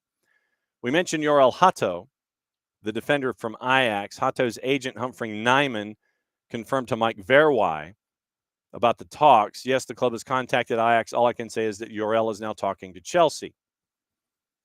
Also this morning, Chelsea fresh talks with other folks. The stuff is advancing. It looks like Ajax's pre-window evaluation is expected to drop on Hato, even though he's contracted to 2028. Let's see. Mentioned the Luis Diaz rejection. Mentioned Xavi Simons. Possible that Carney Chukwuemeka is raised in any discussions with Chelsea seeking a permanent exit. Chukwuemeka hasn't had any talks with Leipzig. Remains keen on a return to Dortmund. However, Dortmund wanted to do a loan with a buy option. Chelsea hasn't sanctioned that. Evan Ferguson joined from Brighton on a season-long loan with a €40 million option to buy. So Brighton to Roma, Evan Ferguson. Man, $40 million with an option. Lincoln City received offers for Ethan Erhahon from Wigan and Swansea. Bolton and Oxford United are also interested in that, prepared to sell one of their standout performers for a club record fee. We forgot to mention this once again. Tomorrow, Bart's going to be on Bet and Kickoff because the transfer window is officially going to open in Major League Soccer. Chris Henderson is set to talk at 9:30. We'll be monitoring that. Bart's going to join us lead off to discuss what happened yesterday in the Euros. Arsenal's Michel Aguimang, 90+6 equalizer. Chloe Kelly scored the winner with 2 minutes left of extra time, following up a saved penalty. England is going to get either Germany or Spain for the trophy. 1-0 lead. Aguimang scores at 90+6. Chloe Kelly from the spot, 2-1. Udinese keeper Maduka Okoye has received a 2-month ban from the FIGC for a violation of fair play, but was found not guilty of match fixing and gambling rules breaches. Booked for time wasting in Udinese's 2-1 win at Lazio in March of 24 with a series of bets on this occurrence flagged as suspicious. Raheem Sterling drawing interest from Bayer Leverkusen and Juve. Sterling 2 weeks back into preseason training. Chelsea's willing to sanction an exit for $20 million. Brian Mbeumo is now training with Manchester United. So you got that going on. Let's see if there's anything going on in the world of David Ornstein this morning. Gyökeres, we'd mentioned that, 63.5 plus 10. Add-ons need work now, finishing touches, conclusion imminent, according to Ornstein yesterday. Striker wanted Arsenal only 5-year contract at the ready. Newcastle made an offer to Brentford for Johan Vissa, worth 25, rejected by Brentford, but Newcastle's pursuit is ongoing. Personal terms for the 28-year-old forward are not an issue if the move evolves.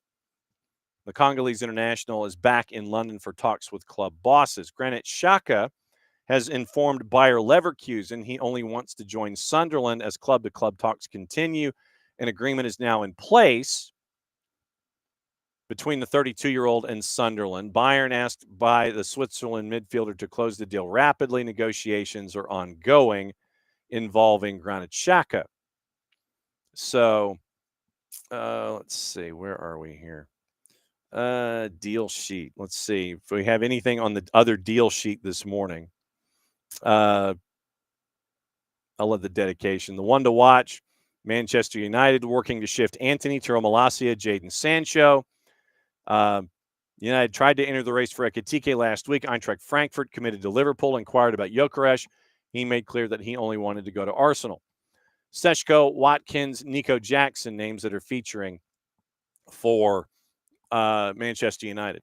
Barcelona have a €30 million option to make Marcus Rashford's loan spell permanent. Travel to Spain Sunday on the cusp of joining La Liga's champs on a season-long loan. Targeted Barca as his ideal destination when it became clear he'd leave United in January. Barcelona is covering his salary, but he's taken a pay cut of between 15 and 25%, depending on factors including bonuses.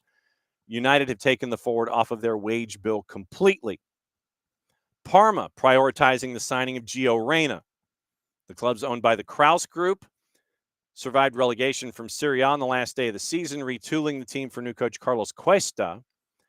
Inter headhunted their former coach Christian Chivu and also signed Parma's striker Anga Johan Bani for €23 million. Some of the money from that sale has been allocated to an offer for Reyna. Talks progressed over the weekend, and it could increase with Reyna possibly being over at Parma. We mentioned Xavi Simon, Jamal Musiala's injury. Arsenal have him on a list of targets, much like Eze, although Ethan Nwaneri's pending renewal would reduce the need to bring in an attacker.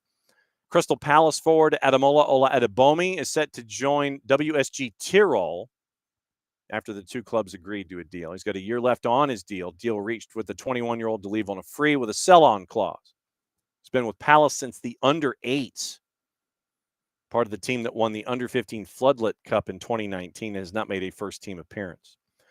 Milan close to reaching an agreement with Brighton over Pervis Estupiñán, making a second offer. Want to recoup at least the 15 they paid Villarreal for Estupiñán in August of 22.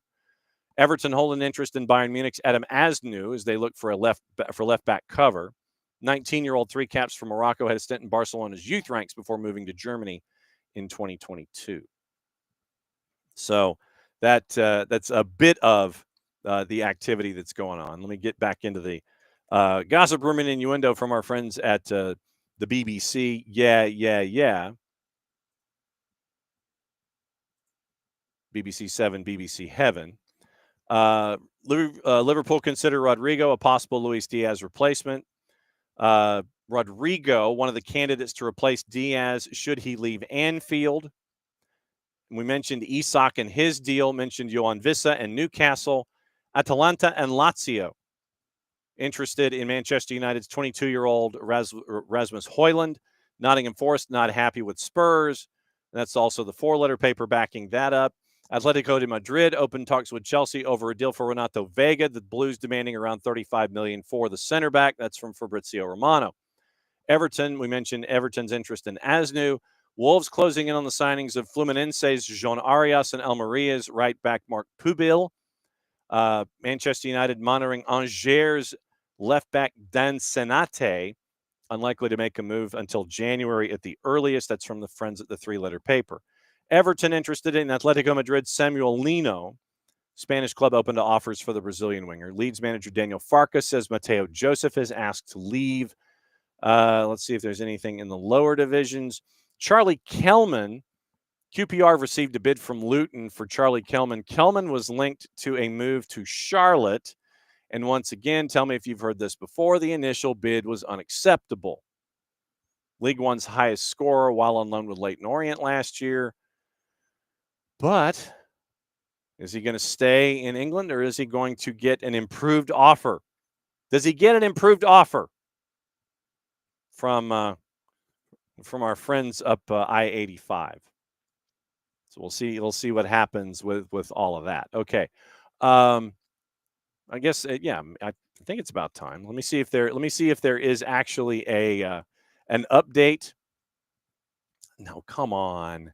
It's like you hit something in the bar and you want what you typed in the bar to go. Okay, so it is 4-2, and this is being played at Parmer. So 4-2 at the break, and they are in the they're at the halftime intermission. And so they're going over first half highlights, and the first goal was first goal was a slam dunk. And so 6 goals in the first half in the Unified All-Star game, once again presented by our friends at Coke. And a big smash inside the 18. 2 goals on the board. Cross to the edge of the 18, missed on the first attempt, good volley pickup on the second. Then you get a picture selfie with you and your teammates. And then it was a turnover that creates an easy slam dunk at the edge of the 6 to make it 2-1. And let me see where we are here. Where's my so 4-2 East All-Stars at St. David's, and that is at the break. So 4-2 East leading West after the first half of play. And so they're going over all the activity at Parmer's as they're setting everything up, getting ready for the second half. But 4-2 and a massive selfie for the East doing the Diogo Jota celebration. So it was 2-0 to the West, and then the East came back to score 4 in the opposite stages of the first half. And so literally it was 2-0 to the West, and then the East come back and score 4. And that's where we are at the unified match. And that one is available on the YouTube. So if you wish to go and pick up the second half of that match, please feel free to do so and give all the support to what's going on with the unified match is a part of All-Star. Now, also on the board, we need to find out what else is going on, what to watch, where to watch it, how to watch it. And we mentioned Copa Sudamericana going on today, BN in Espanol. That reminds me, I've got to do some promos here in a second. Copa Sudamericana, Bolívar Palestino, Gremio and Alianza Lima at 6 and 8:30 on BN. BN in Espanol simulcasting. You can get BN, Nuestro Telesitio for the fans, Liga 1 Max Pro. You can get Tigo and Canal 4 and CATV tapped into all of the other BNs. You get our buddy Nino Torres at Gold TV. You can get all of that at Fanatis, fntz.co/soccer down here. And it helps us out, helps them out, helps you out when it comes to adding more leagues to pay attention to all across the seasons. And so that way you get Sudamericana and Libertadores as well over at BN. Arsenal and AC Milan had their friendly at 7:30 this morning. The All-Star match set for 9 o'clock. ESPN Plus, Jägermeister Cup, Omaha and Texoma is at 8. Madison and Tormenta is at 8. Texoma had a run of 6 unbeaten, and they are now north of the playoff bar. Next week, on either Tuesday or Wednesday or what have you, we'll see if we can catch up with our buddy Kaylor Hodges, and we'll see what's going on there. Women, once again, you get your other semifinal, Spain and Germany at 3 o'clock, and the winner plays England as they have the chance to take it home. Caleb Wiley did take the picture, and so he did take the picture with the Watford jersey. So Caleb Wiley is back with Watford on loan from Chelsea for the 25-26 season. Once again, we earmarked the West Brom-Watford matchups for you. And there's 1 in 25 and 1 in 26. Go see both if you have the opportunity to do so overseas. So there's that is going on as well. I'm trying to see if there is any other news, and I know that there is. I just have to figure out where the heck it is. All right, so Gyökeres was a here we go. Arsenal and Sporting exchanging emails. For the Gyökeres deal. Eric Bailly's transfer to El Naima has collapsed after the verbal agreement was done. Bailly decided to leave the negotiations. Understand Al-Ittihad have opened talks with AC Milan for Ismail Benacer. Vendel from Zenit St. Petersburg is another option in the short list for Al-Ittihad, keen on adding the new midfielder this summer. Braga have agreed on a deal for Po Victor with Barca. 12 million fixed plus 3 million in add-ons, according to Paul Balus, the Barca correspondent for the Athletic. Barca also negotiating a buyback. Fabrizio Romano also goes into the Yorel Hato situation. Torino and Napoli have now sealed Ciro Ngonge's deal after a verbal last week. Also, Napoli is set to complete the Vanya Milinkovic-Savic deal soon. Hakan Çalhanoğlu closes doors on Turkish clubs. Happy at Inter, not really ready to go anyplace else. We mentioned Xavi Simone, Renato Vega, David Hanko, Milinkovic-Savic, João Mario to Juve, Alberto Costa to FC Porto. Swap deal agreed, and Costa valued at 15 plus 1 million in add-on. João Mario valued at 12. Porto's going to pay 3 million and 1 million plus compensation. Before we get into other things, let me double check really quickly, because once again, Anaya Mihai had his first thoughts, the first press conference opportunity with Atlanta United. We'll run some of that this week as we get ready for the matchup coming up on the weekend against Seattle. Once again, tomorrow, Power Hour, Nino and Nico in the 10 o'clock. We'll get you ready for everything around the world and our opposition research for Seattle, getting ready for Atlanta United. Bart's going to bat leadoff tomorrow, Bart Keeler. We're going to talk about the Euros. We're going to talk about cards and calls. Going to talk about a soft yellow and a penalty and all the things that are happening today and anything else on Bart's mind. Chris Henderson set to have his press conference on the transfer window at 9:30. Anything comes out of that, we'll play that for you in the press conference. From the press conference, we'll play that on the air in the 9 o'clock hour and possibly in the 11 o'clock hour after we catch up with Nico Moreno from Pulso Sports and Sounder at Heart. Friday, once again, usually we get our visit from our friends at Major League Soccer. We get you ready for the weekend. There's plenty of juice boxes to get into, and hopefully catch up with our friends from Beyond Goals Mentoring as a part of everything that is going on there as well. All right, so let's go into the rumor mill, and it was where we were looking at Steven Alzate. And we'll see if there's any kind of Alzate update. And remember, Alzate is attached to Wasserman. Paul McDonough, you'll remember Paul, he was Wasserman as well. And Alzate, Efren Morales, George Campbell are all Wasserman. They're all Wasserman clients. So is Josh Sargent, by the way. So let's get into the rumors and see if anything has advanced involving Alzate and any other players, perhaps, that are tied to any kind of discussion involving Atlanta United. It was linked once again, $1.5 million plus add-ons. Colombian midfielder, interest from Valencia, Getafe, and Sheffield United. Ben Jacobs through Alex Crook had said once again $1.5 million plus add-ons, and you had Tom Bogert going $2 million plus add-ons, 26, 7 caps with Colombia, the last coming in 2022. So clicking into the last category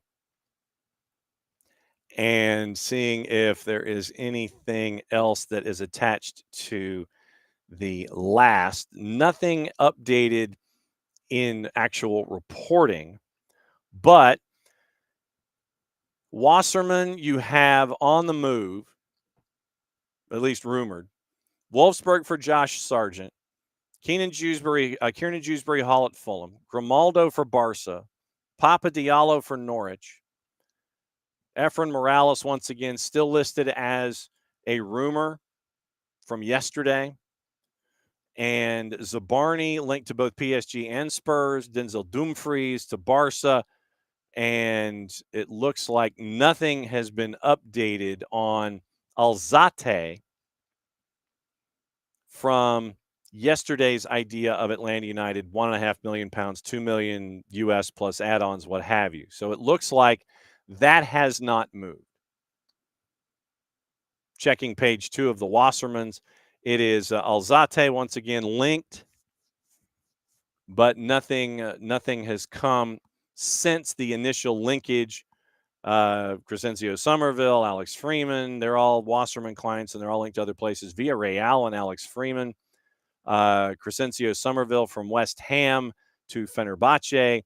Callum Styles was the other part of the equation that we forgot to mention yesterday, involving Wasserman, Montreal, and West Brom.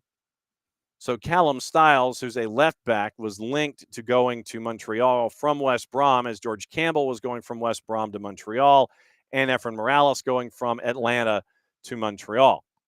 There's going to be a test on this pretty much on a daily basis. Second half underway at the All-Star game, still 4-2 to the Eastern Conference. So once again, no update on the Steven Alzate front, and we will hear from Inea Mihai tomorrow, breaking all of this stuff down. So, I mean, we mentioned the Friday schedule in Major League Soccer, and it is Columbus, Orlando, New England, Montreal, Dallas, NYC. I can't wait to see what this thing is from Montreal, where they're letting everybody know that we're not happy. We're not happy, and we're trying to. We get it. We understand. We understand you're mad, and it appears that Lucas Saputo et al. Have posted something in video to back up the letter that was posted on social media. Marco Di Vaio, Lucas Saputo. So they've posted a video to back up the letter that they sent to fans. And I know, come on, Impact. I saw that and I was like, yeah. Share your dissatisfaction, responsibility to build a winning team. Decided to undertake a rebuild and launch a new chapter. Ambition and pride. New era with victory at the heart of our sporting ambitions. You mean it wasn't before? Honoring our rich history and connection with you, our 12th player. Trust is regained through actions. And so we'll see. But yeah, apparently there is now a video that is out on CF Montreal, and their this is a backup presentation to the letter that was put out by the Saputos and the front office this morning. So do we get the impact back? Do we get the impact in a return? And I know that a lot of you have been commenting about season tickets, and they've gone up various percentages, anywhere from $2 to 4%. Ricky, I'm with you. If it's the impact, if it isn't the impact, we don't want it. You want to make an impact in the community in Montreal? Wink, wink, nudge, nudge. How'd you do? You do that. That's what you do. You go back to the impact. Gabriel, Luca, and Simone. Red Bulls have acquired Gustav Berggren from Jakov Shestakova. Undisclosed transfer fee, signed him to an MLS deal. That has just come out from Red Bulls. Let's see if there's any others. I'm trying to see if there's any other things that are in the in all of the things, but it appears that might be it for Crew sent Rossi Raptors to the Columbus Zoo and Aquarium ahead of Leagues Cup, and intriguing. Okay. All right. So once again, once we're off the air tomorrow, it is Nino and Nico in hour number 2. Bart's going to join us lead off. We'll keep an eye on Chris Henderson as he addresses the media in day 1 of the transfer window. So that's a Wall Pass Wednesday. It's kind of what we do. For those of you who are with us for the first time, I've got to go through promos. Okay, that's kind of what we do. We're all over the place on a Wednesday trying to catch everybody up. It's like the day where we kind of put the week behind us. We got MLS All-Star tonight, and then we're getting ready downhill, getting you ready for the weekend and all of that stuff. So this is like the midpoint of the week where we kind of catch our breath a little bit and kind of purge whatever's on our mind, including customer service. Okay, quick reminders. Olive in York, you can get the jersey. And check with Alex and Abby to figure out, as a part of our Soccer for Good campaign, for the Navy jersey, if you want double blue or if you want white letters and numerals. Grady Baby, you can get the Soccer is Just Better in Atlanta gear, red or black, T-shirt or sweatshirt. It is SDH logo on one cuff, Grady Baby logo on the other. Proceeds are for Atlanta Public School System's middle school soccer programs. We'll keep an eye on that for you. Also, Marshall Islands, go to their second Kickstarter campaign if you can help out if that is something that you can do, because we're only a couple weeks away from them being in Arkansas for their first ever 11v11 tournament, the Outrigger Challenge Cup. First Kickstarter, they met their mark. Now they're on their second Kickstarter to help ends meet for the rest of this tournament. You want a scarf, you get it from me on the other side of this door. You want all the other gear, you go to the website, you buy them out there, because that helps keep the lights on, much like what we do with the scarves with Maddie Modeling. Also, it is being a Fanatico. Let me see if this worked, because yesterday I was having problems. It did. Okay. So I guess I had to load it. I had to uninstall it and reinstall it. So once again, what do you do for $10 a year? For $10 a year, you can be a Fanatico, and you can be a part of our Soccer for Good campaign. With the $10 going there, you get a lot of great discounts from a lot of great places, a lot of breweries and institutions in the upper half of the state. And you can also, get your tires fixed at one location in Alpharetta. You can go to a resort in Costa Rica with a discount code. You can have your first event catered in Northeast Atlanta, the Northeast sections of the Atlanta proper. And you can get that here by being a Fanatico. Discounts all over the place. And it's $10 a year. Once again, helps out our Soccer for Good campaign. You get to have conversations with anybody and everybody about everything going on with Atlanta United. You get to vote for player of the match and all of those other things that are attached to it. So just to give you an idea, Brass Tap, Moxie Hotel, South Main Brewing, Schoolhouse, Hard Cider, Elixir, both locations, Buford and Monroe, Round Trip, Social Fox, Keys to Flavor Catering, 15% off your first catered event. They're based in Sugar Hill. Fado Midtown, O'Sullivan's, Lloyd's, $20, 20% off select Atlanta United gear. Finished Goods, they're new. Slow Pour, Outrun, Tires Plus in Alpharetta, Dad's Garage, Chateau Arenal, that's the resort in Costa Rica, Battle and Brew, Wild Lake Brewing, and more. So you can get, by being a Fanatico, $10 a year, and it's group.chant.fan/soccer down here /join. Group.chant.fan/soccer down here /join. Did I type it correctly? I did. That's how you get to become a Fanatico for $10 a year. Right there. Group.chant.fan/soccer down here /join.